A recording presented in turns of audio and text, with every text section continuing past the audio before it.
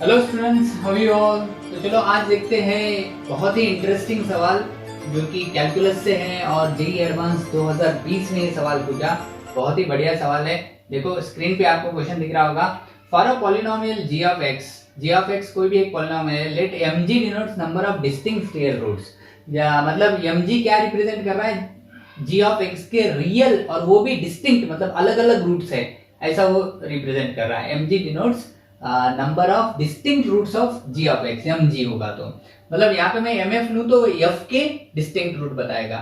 हाँ, और कोई पॉलिनोमियल एच होगा तो एम एच क्या रिप्रेजेंट करेगा, उस एच ऑफ एक्स के डिस्टिंक्ट रूट्स रिप्रेजेंट करेगा। Okay, S is set of real polynomial और ये एस सेट है जिसमें रियल पॉलिनोमियल है, जिसमें क्या है देखो एक्स स्क्वायर माइनस वन का square A zero plus A one x plus A two x square plus A three x cube, और इसमें ए वन ए टू ये सारे क्या है, रियल कोएफिशिएंट्स है, ऐसा इसका कहना है। फॉर पॉलिनोमियल एफ, अब इसमें कोई एक पॉलिनोमियल एफ है ऐसा इसका कहना है, तो minimum possible value M F dash plus M F double dash क्या आएगी, ऐसा इसका सवाल है। तो चलो देखो इसको कैसे सॉल्व करते हैं। इसने अब क्या करना है, ये एफ को ले लेंगे कोई एक फंक्शन, तो एफ ऑफ एक्स ले लेते हैं, ये सेट में का कोई एक फंक्शन, वो होगा एक्स स्क्वायर माइनस वन का स्क्वायर और a zero plus A one x plus A two x square plus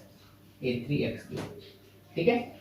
अब इसमें ये सारे रियल कोएफिशिएंट है, इसका कोई रूट रियल आएगा नहीं आएगा वी डोंट नो, बट यहाँ पे एक बात बड़ी क्लियर है, वो ये है कि अगर मैं एफ ऑफ वन कैलकुलेट करूं तो वो आएगा जीरो, क्योंकि वन का स्क्वायर माइनस वन आ रहा है जीरो, और एफ ऑफ माइनस वन भी कैलकुलेट करूं तो वो भी आएगा जीरो, क्योंकि माइनस वन का स्क्वायर माइनस वन भी आता है जीरो। ये कुछ भी रहने दो, ये जीरो आए या ना आए, ये मुझे दो बार जीरो बना रहा है, वन और माइनस वन को। क्लियर, इसका मतलब अगर मैं फंक्शन की बात करूं एफ की, तो वो माइनस वन और वन को जीरो हो रहा है और इक्वल हो रहा है, और ये क्योंकि पॉलिनोमियल है, ये भी पॉलिनोमियल है, ये भी पॉलिनोमियल है, दोनों पॉलिनोमियल को मल्टीप्लाई करें तो एफ ऑफ एक्स भी पॉलिनोमियल मिलने वाला है, तो वो कंटिन्यूअस होगा और डिफरेंशिएबल होगा। मतलब अगर मैं एक्स को पकड़ूं या ए को पकड़ूं माइनस वन, बी को पकड़ूं वन, तो भाई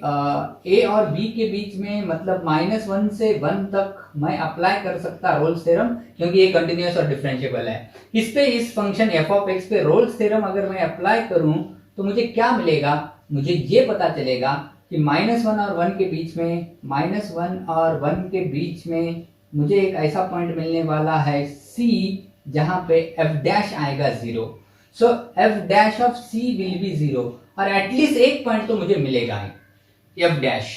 तो एफ डैश एक पॉइंट एटलीस्ट मुझे मिलने वाला है जहां पे क्या जीरो आने वाला है, एफ डैश जीरो आने वाला है माइनस वन और वन के बीच में। लेकिन एफ डैश पे अगर मैं थोड़ा और सोचूं, एफ डॅश बद्दल जर मी अजून थोडंसं विचार केलं, एफ डॅश पे और थोड़ा सा सोचा, तो मुझे पता चलेगा कि यार F dash of x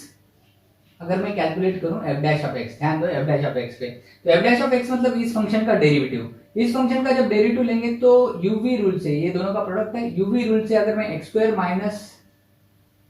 one के स्क्वायर को वैसे रखूं और इसका डेरिवेटिव लूं तो ये मुझे देगा ए वन, ए जीरो का तो डेरिवेटिव जीरो आएगा, a one plus two a two x plus three a three x square आएगा, प्लस फिर ये वही ये पॉलिनोमियल को वैसे रखता हूँ, a zero plus A one dash a three x cube को वैसे रखता हूँ और इसका डेरिवेटिव लेता हूँ तो ये मुझे देगा two x square minus one into two X, something like this.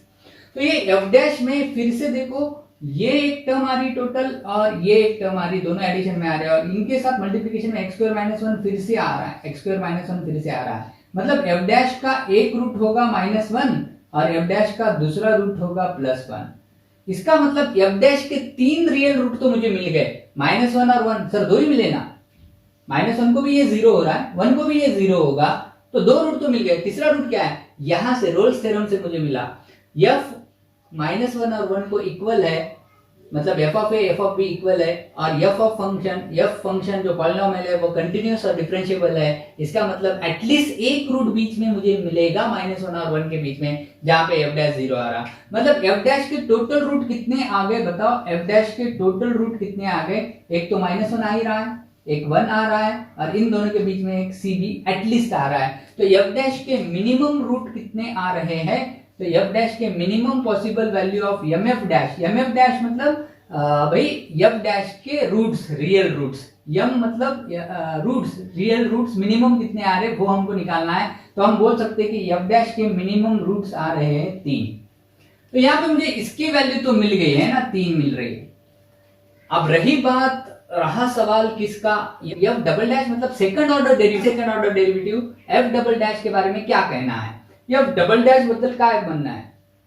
तो क्या करेंगे, देखो देखो देखो एक बात यहाँ पे क्लियर हो रही है कि यहाँ पे अगर मैं ग्राफ निकालूं तो ये एफ डैश का मैं ग्राफ निकाल रहा हूं, तो वो -1 को 0 है, 1 को भी 0 है और सी को भी 0 है ना एफ डैश का। तो चलो मान लो थोड़ी देर के लिए कि वो ऐसा आ रहा है, मान लो तो ये 1 को 0 आ रहा, सी को 0 आ रहा, मतलब ये 1 और सी के बीच में हम रोल्स थ्योरम अप्लाई कर सकते हैं और -1 और सी के बीच में भी रोल्स थ्योरम अप्लाई कर सकते हैं। किस पे, एफ पे नहीं, एफ डैश पे,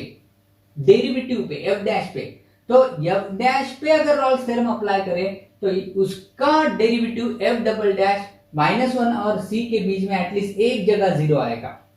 -1 और सी की जगह एटलीस्ट एक जगह 0 आएगा। यहाँ पे आएगा क्या, हाँ यहाँ पे आएगा। मान लो ये पॉइंट है C1 और ये पॉइंट है C और 1 के बीच में भी एक जगह 0 आएगा, इसका डेरिवेटिव मान लो ये C2 है। तो ये C1 और C2 क्या है, इस f डैश के ग्राफ के टेंजेंट, स्लोप ऑफ टेंजेंट 0 बना रहा हूं, मतलब f डबल डैश 0 आ रहे हैं। क्या समझ गए बात, इसका मतलब ये ग्राफ f डैश का है तो f डैश पे हमने रोल्स थ्योरम अप्लाई किया। कैसे अप्लाई किया, -1 से c में अप्लाई किया। अगर कोई फंक्शन -1 और c को इक्वल आ रहा है और वो पॉलिनोमियल है तो -1 और c के बीच में एटलीस्ट उसके डेरिवेटिव का एक रूट रहता है।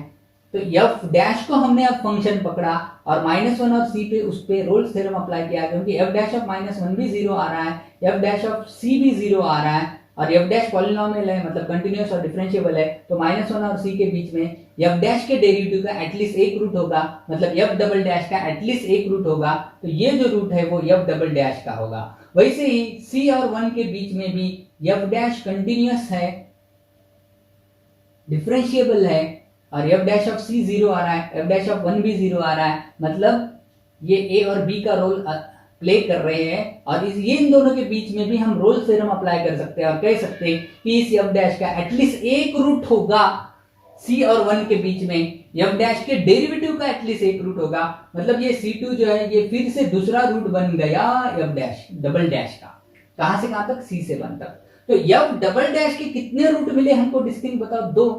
तो अगर मैं बात करूं f डबल डैश की, तो f डबल डैश के कितने डिस्टिंक्ट रूट मिल रहे हैं मुझे, 2। तो इसने मुझे पूछा और ये मिनिमम मिल रहे हैं, रोल्स थ्योरम मिनिमम एटलीस्ट की बात करता है, तो ये एटलीस्ट मिल रहे हैं। f डैश के भी एटलीस्ट 3 रूट मिले और f डबल डैश के भी एटलीस्ट 3 रूट मिले, तो इनकी सम